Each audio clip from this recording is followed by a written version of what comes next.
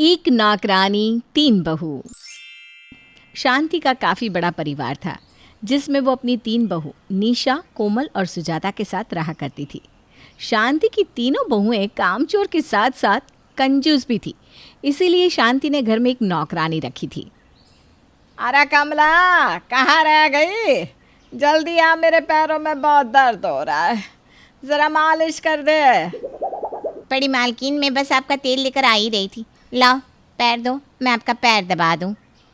सच में कमला, तू बहुत अच्छी है, वरना आजकल की नौकरानी उतने ही घर के काम करती है जितने की उससे बात की होती है। पर तू तो घर के कामों के साथ साथ मेरा भी कितना अच्छा ख्याल रखती है। और एक मेरी इन तीन बहुओं को देख लो, जो मुझे दवाई के लिए भी पैसे नहीं देती।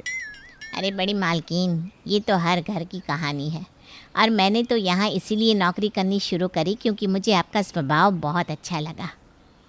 कमला भले ही घर की नौकरानी थी, पर उसका बॉन्ड शांति के साथ बहुत अच्छा था।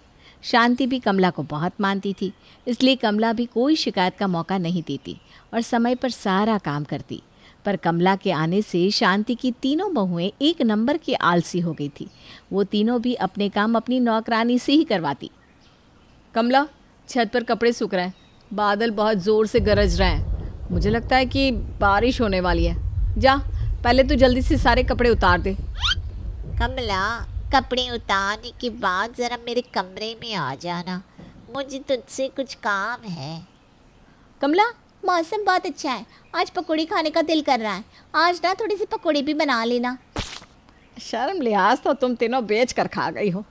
बेचारी अकेली नौकरानी को एक साथ इतने सारे काम दे दिए।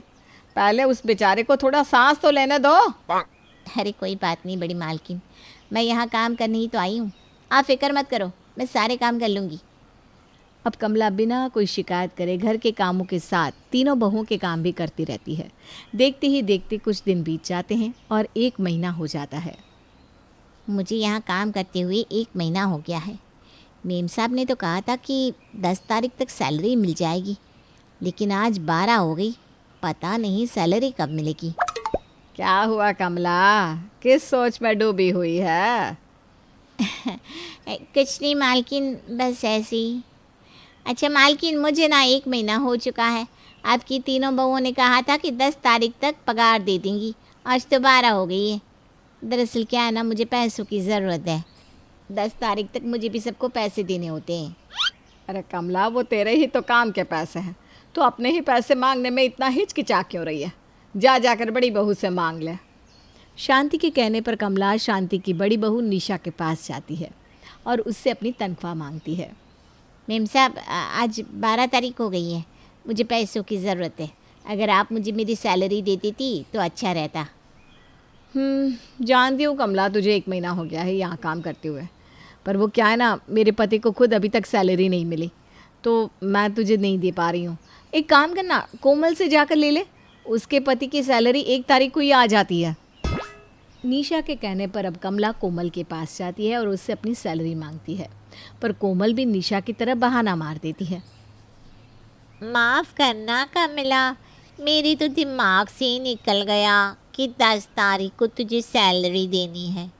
इनकी तो सारी सैलरी ख़त्म होने पर है, और तूने भी तो याद नहीं दिलाया ना। कल तक मेरे हाथ में ही तो थे पैसे, पर आज ना ख़त्म हो गए हैं। मेम साहब कुछ करिए ना, निशा मेम साहब ने आपके पास भेजा, उन्होंने कहा आप देंगी मुझे ना पैसों की बहुत ज़रूरत है। मैं समझ रही हूँ कमला, तुझे पैसों की ज़रूरत है, आखिर तो काम पैसों के लिए ही तो कर रही है, पर सच में मेरे पास तो पैसे नहीं बचे।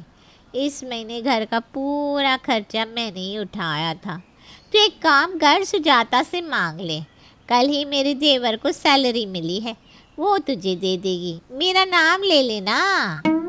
अब बेचारी कमला कोमल के कहने पर सुजाता के पास जाती है, पर सुजाता तो उसे कुछ अलग ही जवाब देती है। क्या, तुझे अब तक सैलरी नहीं मिली? जब तुझे कहा था कि 10 तारीख को सैलरी मिल जाएगी तो तूने मांगा क्यों नहीं? मेम साहब, मुझे लगा आप खुद दे दोगी।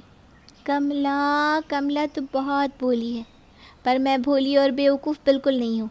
ये दोनों ना बहुत तेज़ है, जब काम तो इस घर में सबका कर रही है, तो तेरी सैलरी मैं अकेले कैसे दे सकती हूँ? मैं तुझे अपने हिस्से की सैलरी दे दूँगी, बाकी आधे पैसे तो उन दोनों से ले लेना। मैं तुझे ना पूरी सैलरी नहीं दे पाऊँगी, सॉरी। सुजाता अपने हिस्से की सैलरी कमला को दे देती है और बेचारी कमला बाकी की सैलरी के लिए कभी निशा के पास जाती तो कभी कोमल के पास, और इसी तरह से तीनों बहू उसे उसकी तनख्वाह के लिए इधर से उधर नचाती रहती। आखिर जैसे तैसे महीना ख़त्म होने के साथ कमला को उसकी सैलरी मिल जाती है। चलो, महीना ख़त्म होने से पहले इस महीने की सैलरी तो मिली, वरना मुझे तो लगा था कि ये तीनों कंजूस औरतें मुझे सैलरी देंगी ही नहीं। कमला अपनी सैलरी लेकर अपने घर जाने लगती है, पर तभी वहाँ शांति आ जाती है और कहती है, कमला, मैं जानती हूँ मेरी तीनों बहुओं ने तेरी तनख्वाह के लिए तुझे बहुत चक्कर कटवाए हैं, पर तू अब यहाँ काम नहीं करेगी क्योंकि मेरी बहू तुझे समय पर सैलरी नहीं देती। मालकिन, मेरे पास अभी कोई दूसरी जगह काम नहीं है जहाँ मैं जाकर काम कर सकूँ, इसलिए मुझे यहीं काम करना होगा। पर मैंने भी सोच लिया है, जिस तरह से इन तीनों ने मुझे घुमाया है उसी तरह से मैं इन तीनों को नचाऊंगी। बहुत परेशान किया है आपकी बहुओं ने मुझे। कमला शांति के मुंह पर ही उसकी बहू की बुराई कर देती है और बेचारी शांति कुछ नहीं कह पाती, क्योंकि वो भी जानती थी कि उसकी तीनों बहुएं कैसी हैं। अब कमला अपना बदला लेने के लिए तीनों बहुओं में लड़ाई लगवाती है। निशा मैडम, मुझे तो आप ही इस घर में सबसे बेस्ट लगती हो, वरना वो कोमल और सुजाता तो बस मुझ पर रोब ही झाड़ती रहती है। पर आप दिल की कितनी साफ़ हो मैडम। क्या बात है कमला, आज तो तू मेरी कुछ ज़्यादा ही तारीफ़ कर रही है। मैं तो बस सच कह रही हूँ मैडम, जब भी सैलरी की बात आती है तो आप मुझे अकेले ही सैलरी देने की बात करती हो, पर कोमल मेम साहब सैलरी देने से साफ साफ मना कर देती है। और सुजाता मेम साहब तो बहुत ही चालाक है, वो तो मुझे आधे का भी आधा पैसा देती है और कहती है बाकी मैं आपसे ले लूँ। कमला निशा के कान भरकर कोमल के पास जाती है और कोमल से भी सुजाता और निशा की बुराई करती है, और आखिर में सुजाता के पास जाकर निशा और कोमल की बुराई करती है। सुजाता मेम साहब, आप इस घर में ना सबसे अच्छी हो, आप हर महीने मुझे अपने हिस्से का पैसा दे देती हो, पर आपकी वो दोनों दिरानी जेठानी मुझे बस इधर से उधर नचाती रहती है। पता है मुझे क्या कहती है? क्या कहती है? मेम साहब, किसी को बताना नहीं, मैं गरीब हूँ, पर आप बहुत अच्छी हैं ना, और आपके साथ बुरा ना हो इसीलिए बता रही हूँ। वो दोनों कह रही थी कि आप बहुत कंजूस और मक्कार औरत हो जो सिर्फ अपना हिस्सा देती हो, जबकि वो दोनों आपके हिस्से का भी पैसा दे देती है, पर हमेशा आप तेरा मेरा करती रहती हो। क्या ऐसा कहा उन दोनों ने? अब दिखाती हूँ मैं उन दोनों को कि तेरा मेरा क्या होता है, और आखिर मैं हूँ कौन। अब क्या था, कमला जो चाहती थी वो हो जाता है। जिस तरह से उसकी तनख्वाह के लिए उन तीनों ने कमला को नचाया था, उसी तरह से कमला उन तीनों में लड़ाई लगवा देती है, जिससे फ़ायदा कमला का ही होता है।